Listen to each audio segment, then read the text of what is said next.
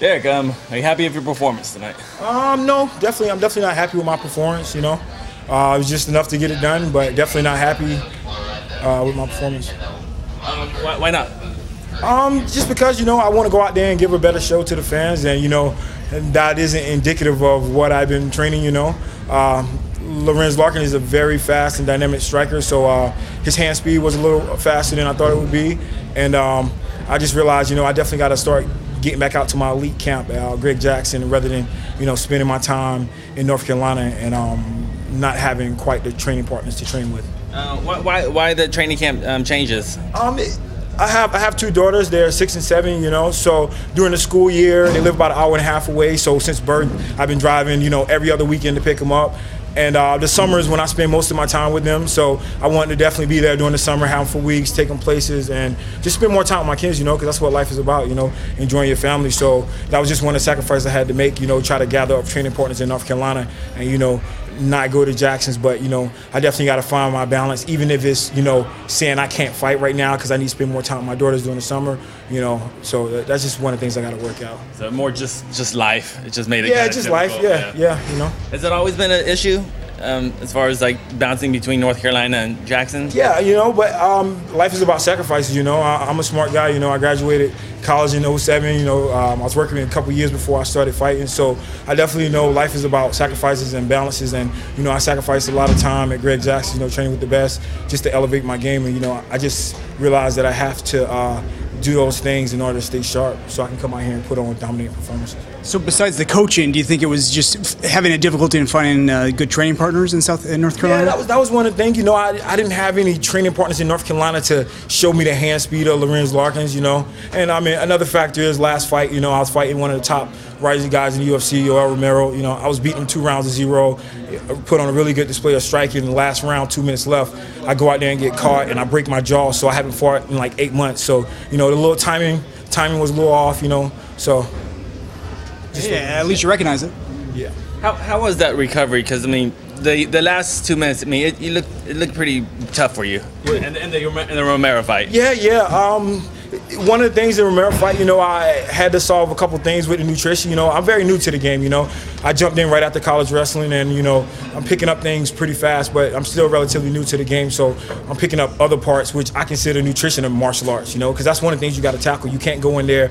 Last fight, I ate breakfast at 11 a.m., and I fought at 8 o'clock, and I didn't eat anything else the rest of the day. So I got out there with no energy. So in that sense, nutrition, that martial art, I definitely did a better job this time. Third round, I was good. I had energy left, and I just have to keep elevating my game and getting better in every area. From what you've learned so far, what advice would you give to other wrestlers trying to cross over into MMA? What was the biggest thing you think you've learned that you didn't know at first? Wrestling is, I think, max 7 minutes, and you overtime if so just learning how to relax, learning to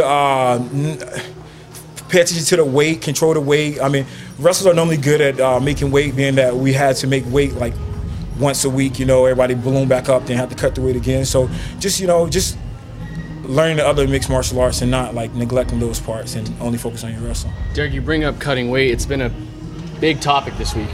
Is this something you've had issues with, or you've never had? No, I mean, I try to do it smartly. Like I said, I'm learning. I'm still learning. I'm sure these guys got things to learn. I'm learning. A couple of 6 months, a year ago, I was eating beef jerkies a day. I was cutting weight, which isn't the smartest thing because it's full of sodium. So it's just all about learning certain things, and trying to make a reasonable weight for your weight class is really important.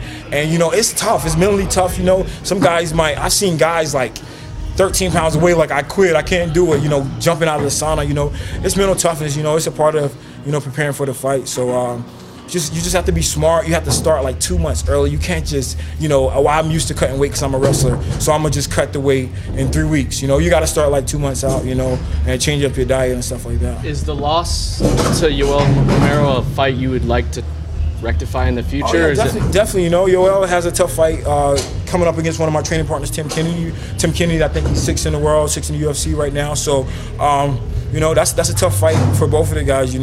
So I mean, yeah, definitely. I definitely want to get that fight back. I I know I'm going to have better days. I know I'm going to perform. I know I'm going to get finishes. It's like I had a choke in the first round. I should have finished that. I just got to get tighter in positions, and and we wouldn't even be here right now talking about. And I noticed in the third round, did he catch you with an elbow? Did that rock you like the last 15 seconds, or? Nah. I think he might have caught me with an elbow in 15 seconds, but I'm not going down with 15 seconds left. So I mean, I try to finish out a little strong with 15 seconds left, but I'm not definitely didn't. And then before the end of 2014, would you like to get in the octagon again, or is this? Yes, sir. Like I said, the next camp I'm definitely getting down to Greg Jackson's. Like this has been like two camps and that I haven't been down there, so I definitely gotta keep my game elevated. So yeah, I'm definitely trying to get in the octagon before the end of the year, and I guarantee a better fight coming. You're really emphasizing the Jackson camp. It's a big difference for you. Yeah, I mean, Greg is a stand-up, all-around guy. Just coming in I had a decent job coming out of college. I was working as a in-home therapist, mentor. So I had a great job. I was making solid money, but just coming in, quitting my job and focusing all on MMA, Greg was definitely a mentor. He was like, hey, let's worry about the money later. Let's worry about getting you better. So he's definitely one of those guys that's going to take you under the wing, and he's cool and fair to everybody. Just like I didn't train down there for this last fight, I didn't train down there, and he was in my corner every time. Even when 2 fights ago, when I was supposed to fight in Brazil, I was already in Brazil, and the guy got in a car accident. He flew out, he was there. He was just like, oh, I'm sorry. He flew back, so he's just an all-around stand-up guy, and he's always been a great person to me. What in particular were you unhappy about tonight's performance? Because your wrestling seemed to be on point. Was it the striking, or is it? Yeah, like I said, I mean, I believe any other guy in the division. I think I handled him pretty much in striking. Lorenz, his punches was coming out really fast. Didn't really seem to get my head off good enough. I kind of saw his punches being initiated, but he still was getting good snap on them. So I just thought, okay, well let me exploit his weakness, which is his wrestling, and just beat him up. And one thing I can take from the fight that was solid, I stayed active with the ground and pound. I was working for position, trying to get submissions, But, I mean, it can always be better, That wasn't my best performance. That's not going to be one of my better performances. I'm not out here to just take guys down, lay on. I want to get bonuses, I want to keep getting better. So I'm just going to keep improving. Did you feel the fight was a bit, I guess, boring in a sense? Or is that not the right word, maybe? Maybe not the right word, because, I mean, it's just fighting. Even if you got somebody like Floyd Mayweather fighting, I'm not comparing myself to Floyd, but he might come out there and just jab you to death. If you can't stop it, you can't stop it, So I believe being a smart human being that, you have to do things to get wins. Let's say I didn't win tonight. Then where am I looking at? 2 in a row. Am I getting cut? Now I'm 3-1. Now I can really impress next fight. I win that fight, knock somebody out. Now they're talking about, you're one of the best in the middleweight division. So that's just, I just look at consistency and building, and, I know that I'm going to keep getting better. So how important is it having a win streak in the UFC as far as like your aggressiveness and maybe the way you fight? Because then if you lose, you have that kind of in the back of your head, Yeah, definitely. Winning streak is definitely important. I've seen look at Johnny Hendricks when he fought Carlos Condit. That wasn't the most exciting fight. Carlos was beating him up on the feet, and he took him down every time. But look where and then he came and knocked 2 or 3 people out in a row, and he's the champion now. So, I mean, it's kind of like, I don't want to say it like this, but it's almost like March Madness. You might have an ugly win, and in the next fight you come out and just blow somebody out. But you definitely got to find your consistency in the UFC because everybody's good.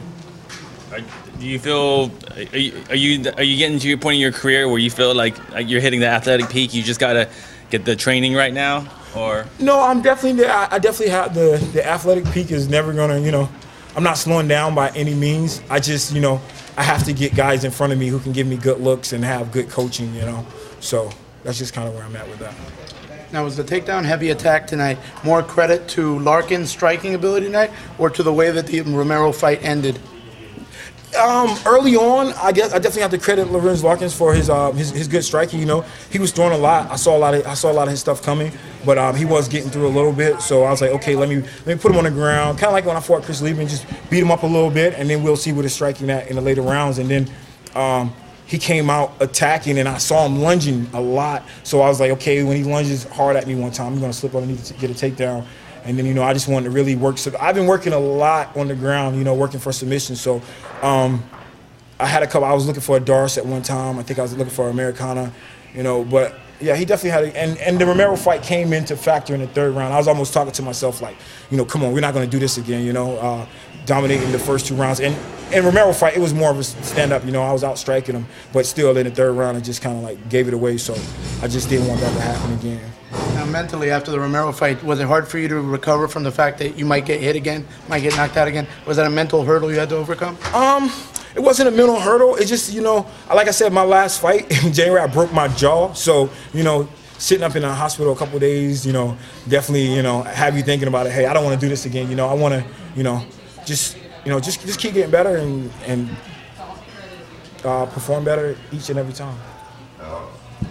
You talk about having 2 daughters. What did they think seeing Dad and laid up in the hospital with a broken jaw?